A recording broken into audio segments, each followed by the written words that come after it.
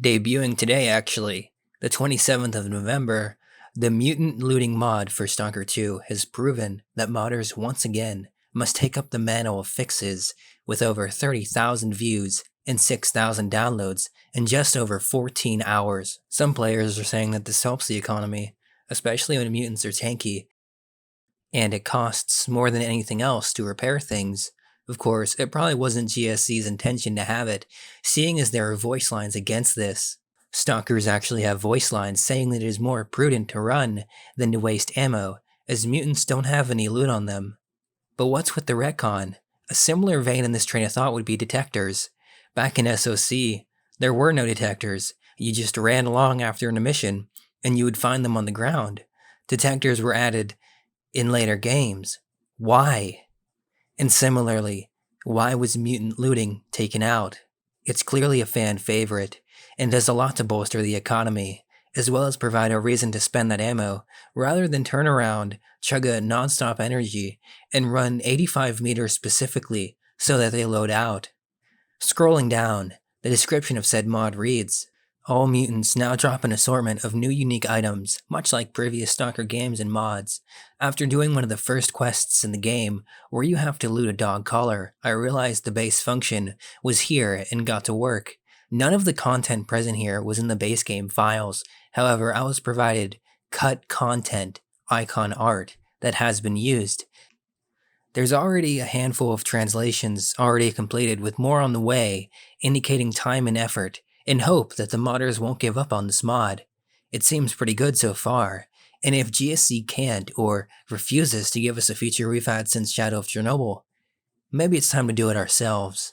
And of course, this mod isn't coming from nowhere. Just to give you an example, on the r/stalker subreddit, apparently it's regarded as a hot take to want to loot mutants.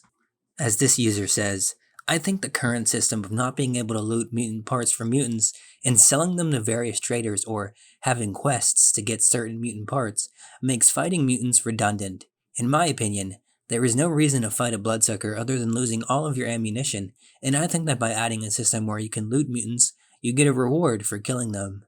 Now, I've seen this brought up elsewhere, and people will shoot it down, saying that the original games didn't allow for mutants to be harvested, and that was a mod thing, which could be true at the end of the day. I don't care. I think that being able to harvest mutants adds more to the zone versus less.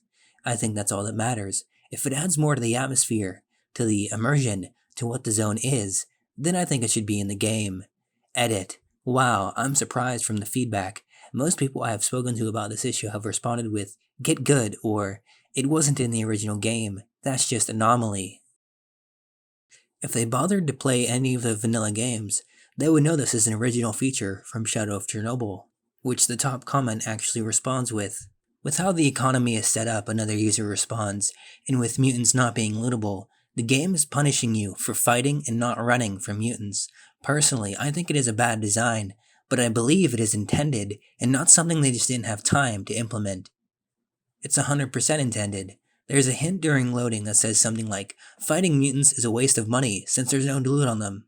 On a more general standpoint, people were making the argument that Stalker 2 has less features than the original Stalker games, but it should have more because it's already been 15 years. If there's been this much time already, you would think they would implement every possible feature that they could. Or, at the very least, every popular feature. Just as an example, the ranking feature from Shadow of Chernobyl. The top 100 stalkers that I know that Sidorovich says to you. Something like that. What happened to that? And anyway, what sources of money are there in Stalker 2 to begin with? There's what? Looting enemy stalkers that you kill, looting stashes, finding artifacts, that's what, 3 right there. What else is there that comes to mind? I mean, really.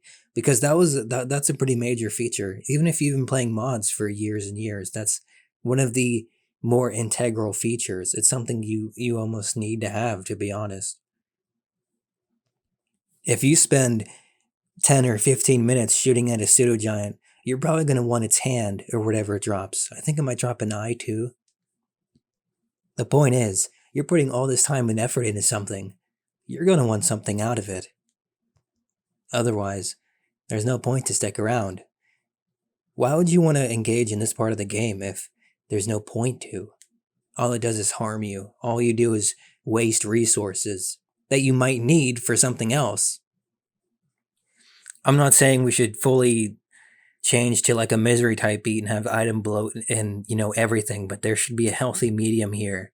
However, the mod author did say that there was cut content that he got this from, so I wonder how far they might have actually gotten on this before they removed it. So maybe like the A life and like Dead Zones optimization, a million different things that they had to cut or not fully implement, whatever.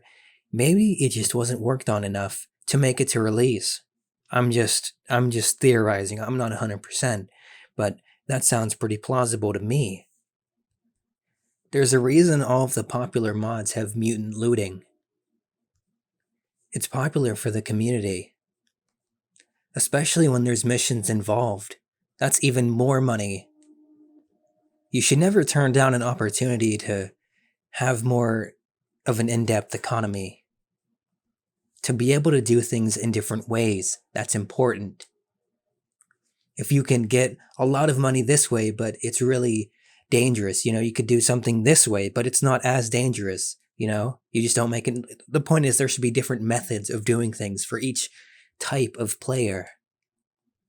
There needs to be versatility, there needs to be depth. And another thing, those missions, you'd be able to grind your rep with them. That's another important thing too. They weren't just for money. If you wanted to get in good with the faction, you could just pump these quests out right after another. In any case, the developers have said there's a roadmap to be published in December that will bring more things to the world, so harvesting mutant parts may actually become a thing. Officially. Wouldn't that be interesting? Or rather, if it was, then it'll actually be implemented like it should have been. Anyway, I just wanted to get this out there, inform anyone who wants to be informed about this, is interested in the game, the series, the community, what have you. But yeah, hopefully we keep getting more useful mods like this.